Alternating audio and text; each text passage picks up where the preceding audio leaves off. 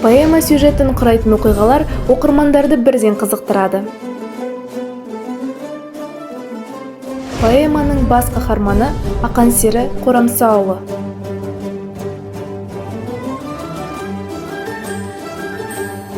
Құлагер Ақан серінің сұлулығы, идеалы, оның түсінігінде ондай тұлпар енді келмесі анық. Негізгі оқиға Ақанның сүйікті жылқысы Құлагердің қастандықпен өлтірілуі.